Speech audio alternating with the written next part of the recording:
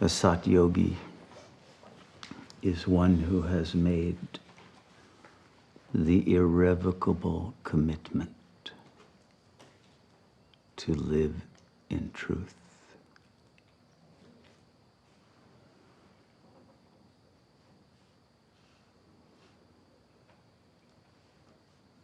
Have you made that commitment?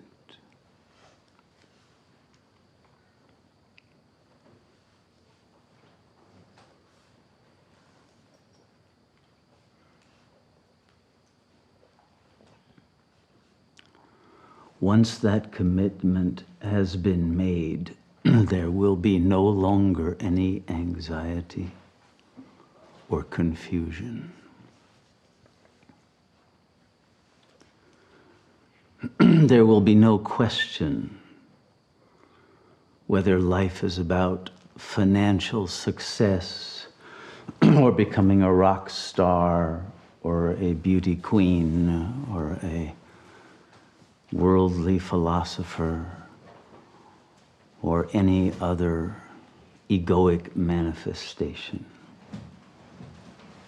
None of that will have any relevance because none of that involves the real self. All of that is Maya, false. And the irrevocable commitment to live in truth will mean that life is about liberation, God realization. Not success, but the real. And true greatness can only come from what is real.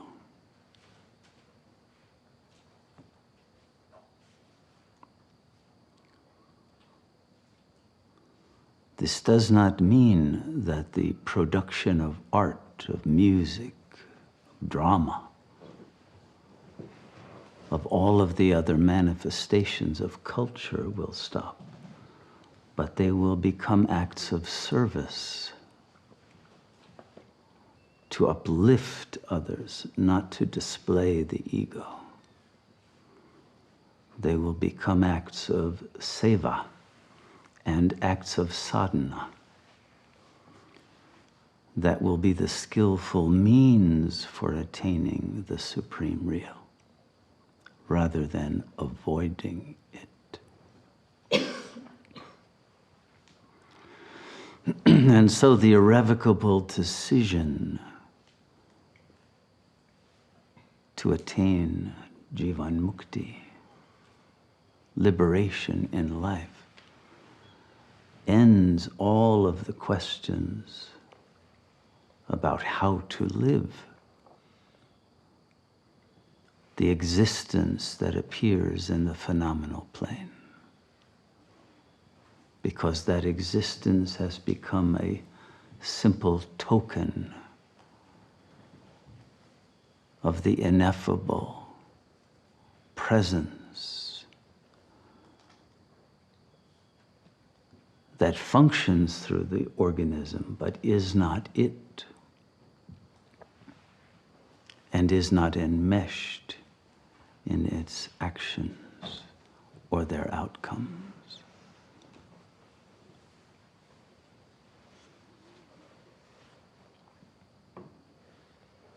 And so the question for a Sat Yogi or a proto-Sat Yogi is, are you now living in time or in eternity?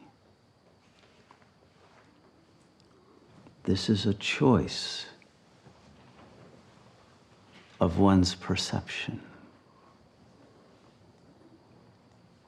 Are you eternal presence or are you a creature scampering through a phenomenal plane in fear and desire and lack, fleeing from your own dread of your false nature, fleeing futilely from the fear of death and recognizing the meaninglessness of such an animal existence.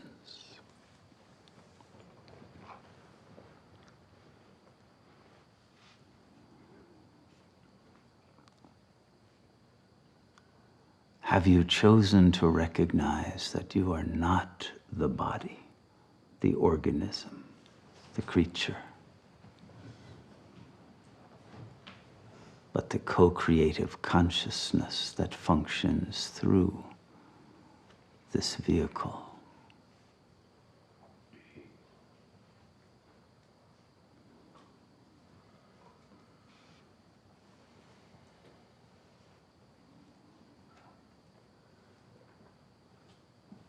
Have you mastered the ego mind so that it no longer produces peacelessness, agitation, anxiety, depression?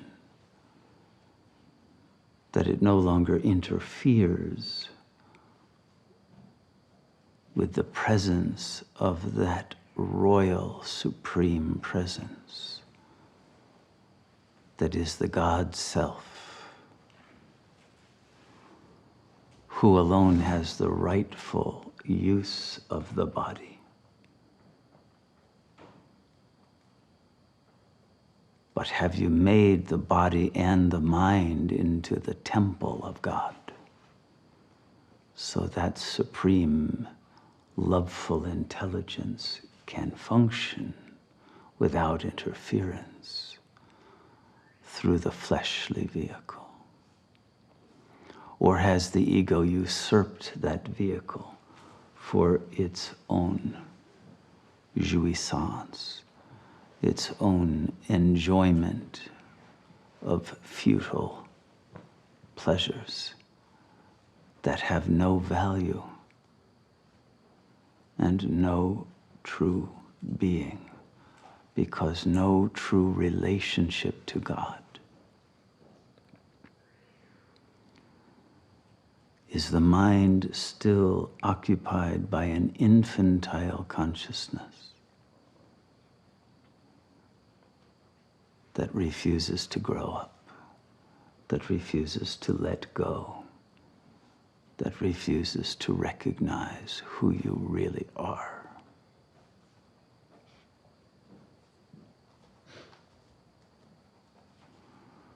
A Satyogi has made the irrevocable commitment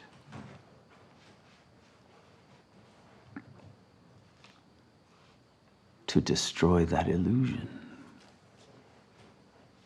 to disidentify from whatever egoic thoughts and affects arise. And once that irrevocable decision has been made, they will have no power over you. It will be recognized that all egoic thoughts are illusory and are designed for self-deception.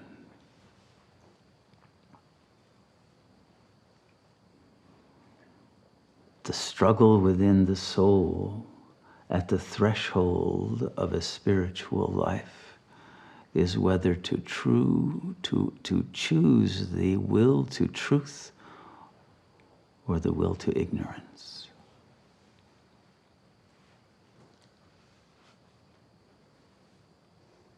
Because once you have entered into the path of truth, you can no longer deceive yourself.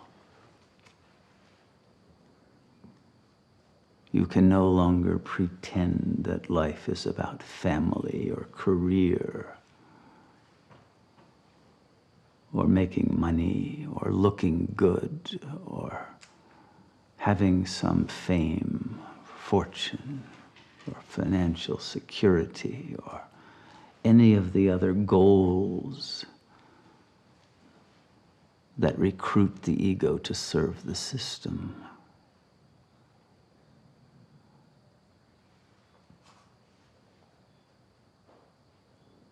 Have you attained independence from that collective ego system so that its false values do not dominate your consciousness and cause you to betray yourself and remain ignorant of your true nature, your true power,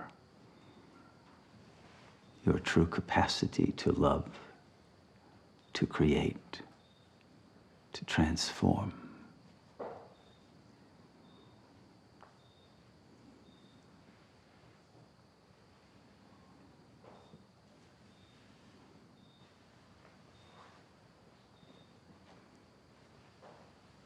Has consciousness made the choice that alone gives you the key to power over the egoic mind's determination to hold you back from liberation?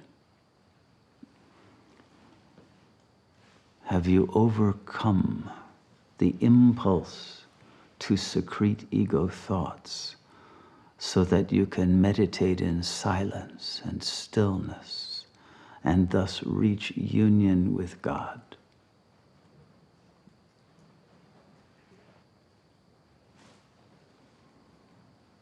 To reach union with God, the meaning of Sat Yoga,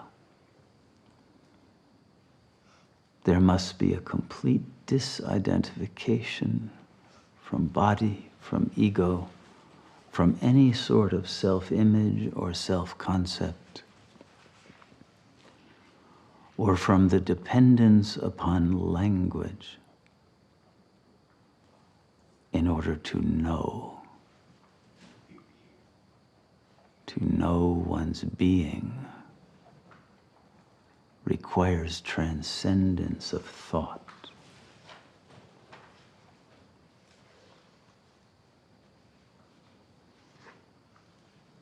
It is only after the threshold of silence has been crossed and presence lives without fear or desire, no longer in time or space, but in the eternal emptiness, that the portal to the fullness of the Supreme Presence opens. And consciousness is liberated forever from its delusional identity as a creature having gone through space and time and been defiled and traumatized and tricked and treated in varieties of ways that have left scars and glitches and rips in the soul. But in that realization of the emptiness, all of that past history is recognized as illusion, and it no longer touches or has any effect upon one. For the eternal presence is never modified by time, never changed, never degraded, never subject to inertia, never subject to entropy.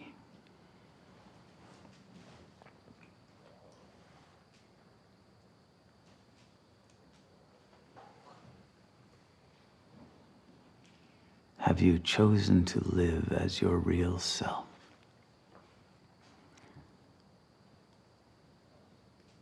And to let go of the illusion of being a human person?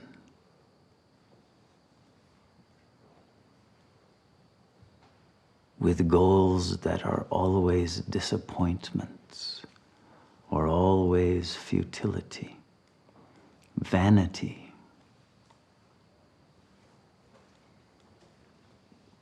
and ultimately meaningless manifestations of narcissism.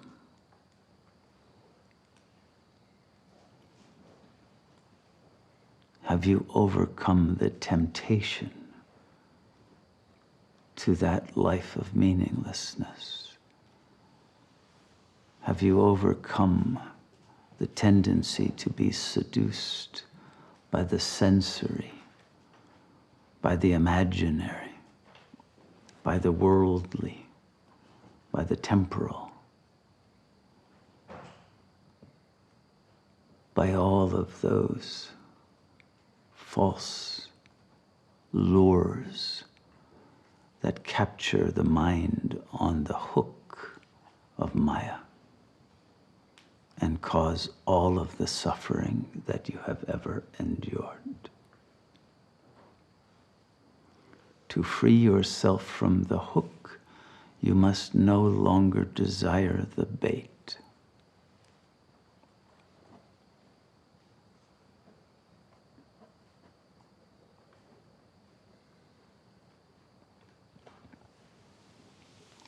And when you have freed yourself from any attachment, from any greed, from any arrogance and hubris of the ego, to be somebody, when you have let go of all of those desires, to look good for the other, to gain approval, to be an object of desire, to claim a territory, a niche, to free yourself from submission to the rules of the game. Only then does the game itself fall away as an illusion of no relevance.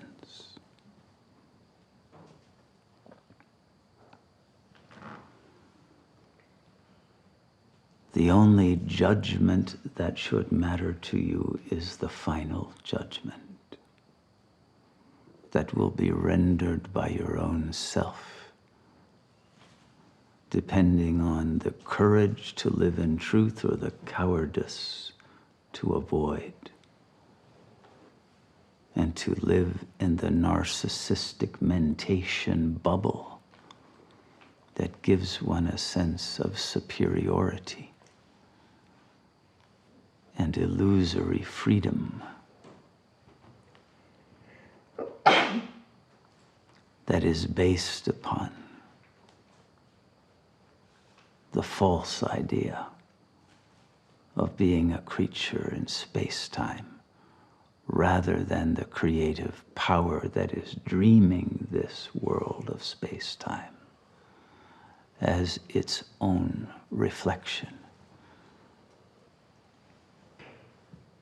its own majestic dream of beauty, of generosity, of wonderment, of love.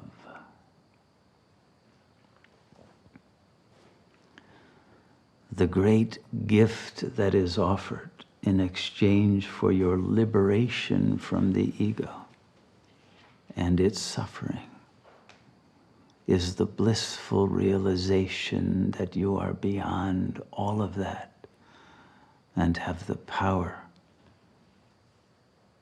to transform the world through your own observation of eternity underlying time, and love pervading even a world of hate, and of truth overcoming the veil of the great lie.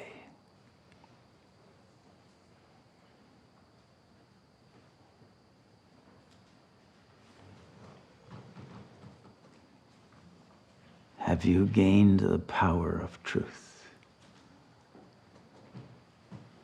which only comes after crossing the portal of humility into emptiness?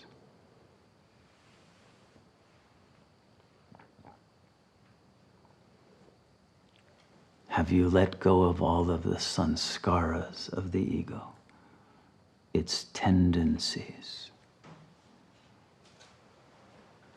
to betray itself, to misuse the body as some instrument of enjoyment as a safety valve.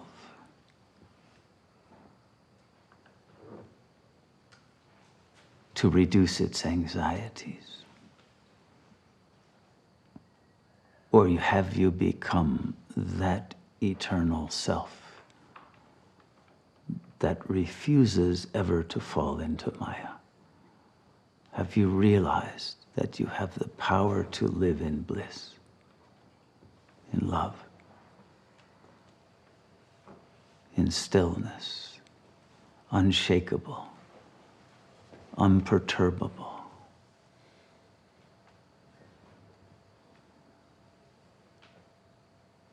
And to bring peace into this peaceless world, and love into this world of conflict and hatred, and truth into this realm of ignorance, and to graduate from the need to reincarnate into such a world.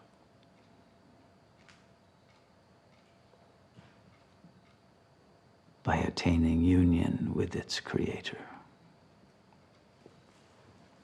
This is why we are here. And this is the moment of the climax, the final exam, the moment of truth. Will you choose truth or will you choose the lie? Cowardice or courage? Will you take the step into infinity?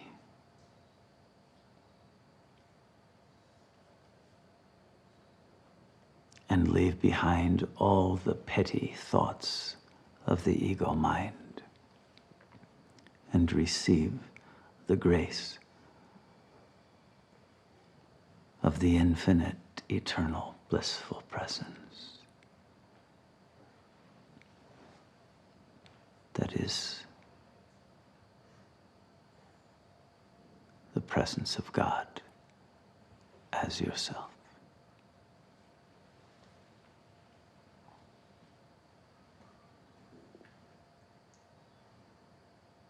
You have the right to claim this destiny.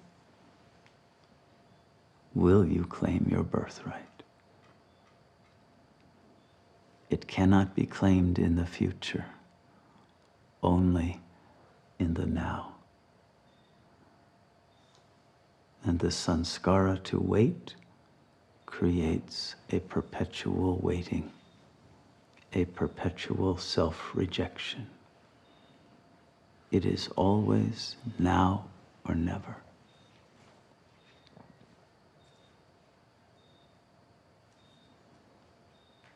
May you take this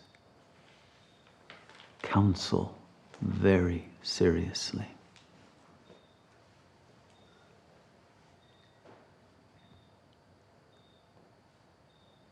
And allow yourself to enter into the Holy of Holies within your heart and abide as the One Self, here and now.